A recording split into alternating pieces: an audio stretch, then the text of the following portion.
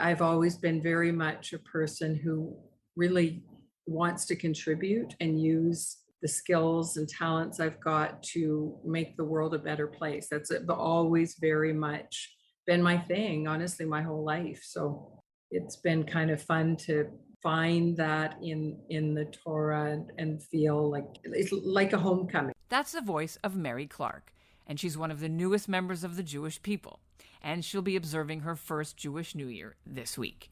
Clark is one of 11 adults from Kelowna, BC, who spent the last year in a conversion class studying to be Jewish, and they completed their course recently.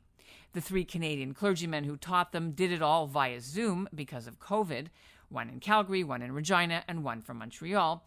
The trio then flew to Kelowna in July and carried out the in-person part of the conversion, together with Kelowna's new rabbi who arrived just that weekend. There was the final exam by a Beit Din, or a Jewish court, and then the immersion in a mikvah, or a ritual bath. But since Kelowna doesn't have one, they did it on a beach in Lake Okanagan. Rabbi Alan Bright of Shaare Zedek in Montreal led the conversion, and although he's done others, he says this one was unique because none of the Kelowna 11 was doing it to get married or to join the Israeli army or for financial reasons. It appears crazy, but some people have all sorts of ideas. But in this case in Kelowna, each and every person had no ulterior goal other than becoming Jewish.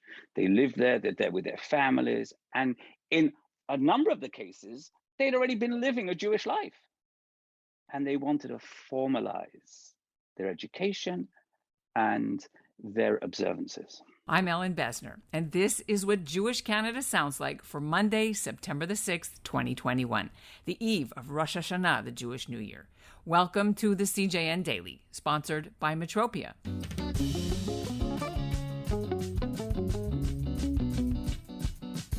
Canada's Jewish community is a little larger this high holiday season, with 11 adults and 2 babies in Kelowna, BC, who have now officially been converted to Judaism. They spent a year studying together as a group, and they learned how to keep a kosher kitchen, what a mezuzah is, they took Hebrew lessons. Kelowna's Jewish community is small, about 500 people. The president jokes that the newly converted Jews have boosted his membership by 20% in a single afternoon. Coming up, we'll meet a couple of the women who converted to hear about their journeys, whether they like gefilte fish, and how they're dealing with all that being Jewish means in today's world, including facing anti-Semitism. But first, here's what's making news elsewhere in Canada right now. I am Rabbi Lionel Moses in Sacramento, California, and also in Montreal, and this is what Jewish Canada sounds like. B'nai B'rith Canada and the Friends of Simon Wiesenthal Center have teamed up to raise money and supplies for refugees from Afghanistan. The 2 organizations issued a news release saying they'll use any donated money to supply non-perishable food. Plus, they need to collect laptops and cell phones, iPads, and school supplies for the refugees. Their first delivery was made last week to the Afghan Women's Organization in Toronto. Meanwhile, from Jerusalem, the Israel headquarters of the National Holocaust Memorial Yad Vashem has a message for anti-vaxxers in Canada who are using yellow stars in their protests.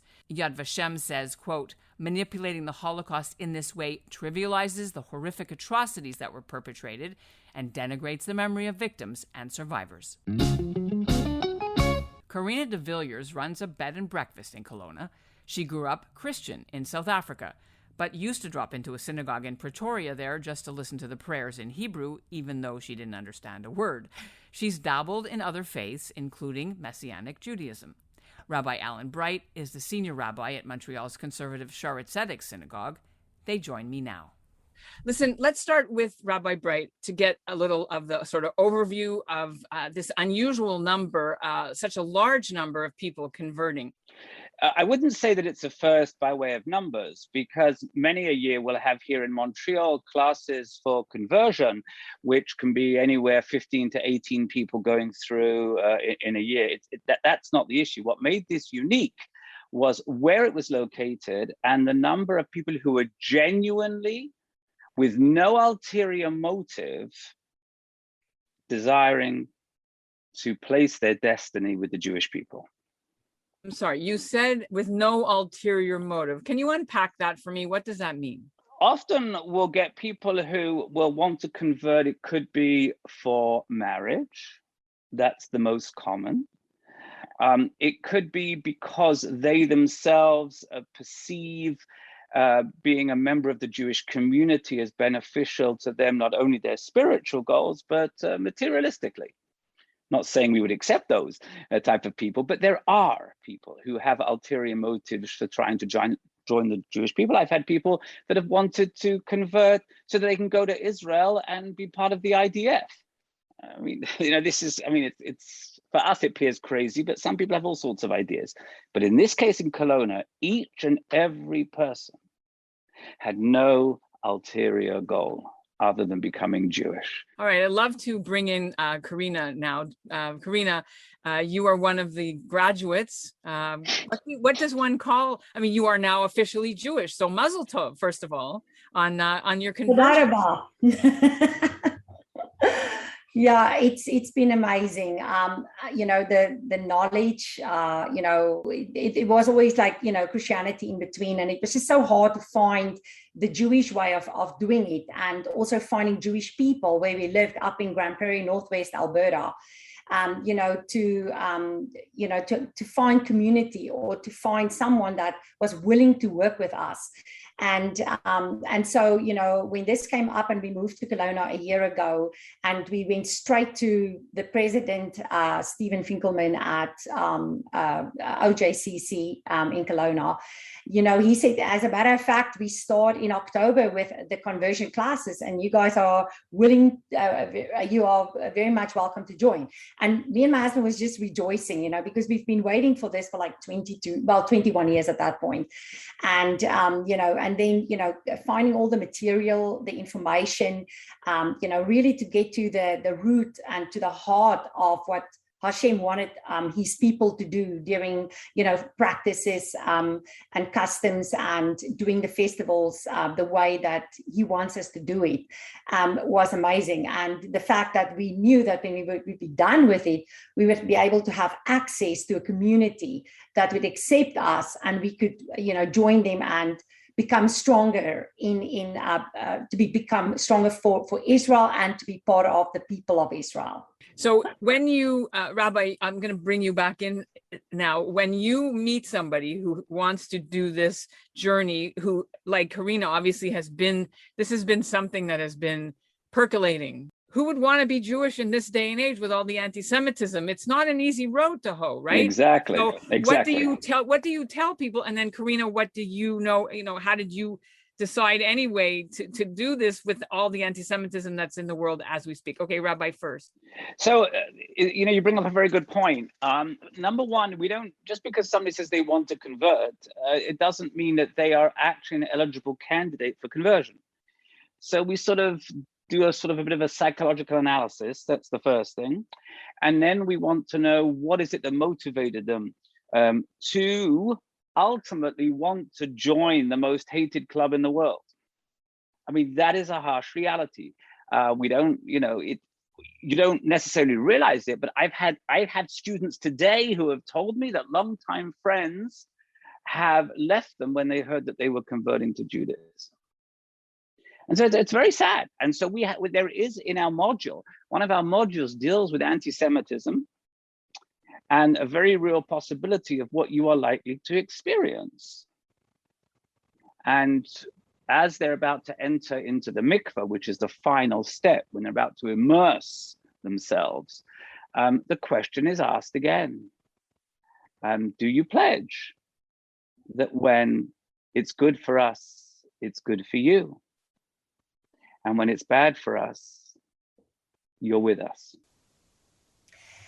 And I just want to quickly just say, when we started through this process of wanting to become part of Israel, we did read that when the people came out of Egypt, it wasn't just the Jewish people or the Israelites, it was a mixed multitude of people.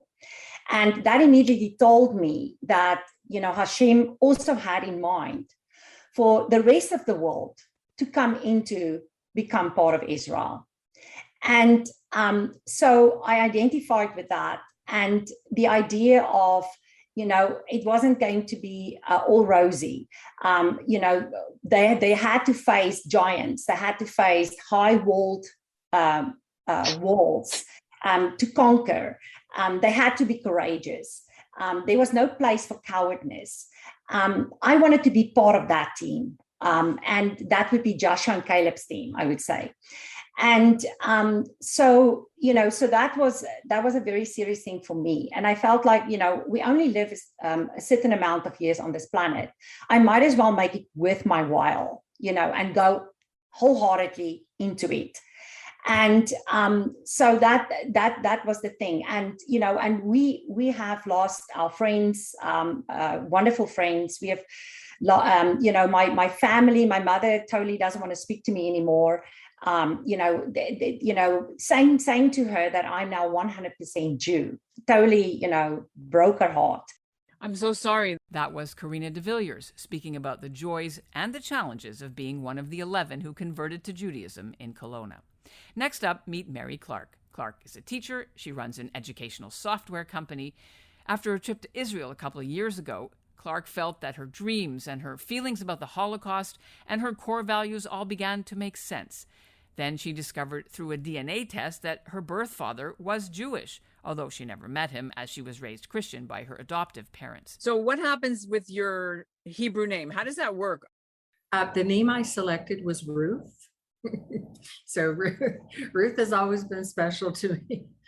Yeah, I remember the first time I saw a picture of Ruth gleaning in the field, I was about 18. And I said to my friend, what is that painting? I was so drawn to it. She goes, oh, that's Ruth and Boaz are gleaning in the field. Oh, it's a famous painting. And then felt that her story, just sort of reminded me of how people can be part of the Jewish story, even though, she was a Moabite. So I don't know if you call me a Moabite, but I'm sort of, brought into the story to play a role and be part of the fabric. All right, we have to know. Gefilte fish, are you a fan or not a fan? And you've got to start learning how to make all this, no? Yes. Oh, I know. I definitely need to do a cooking class very quickly. I love to cook food and prepare food, but I there's so many things that I don't know how to make. How about latke? I don't know how to make the challah. I'm not much of a bread maker. I used to have a bread maker when the kids were little, but that wasn't. So I've got lots to learn in that department. By the way, Ruth is the heroine of the biblical book that was read during the holiday of Shavuot about the Moabite woman who married a Jewish man and famously told her mother-in-law, Naomi, where you go, I will go. Your people will be my people, and your God will be my God.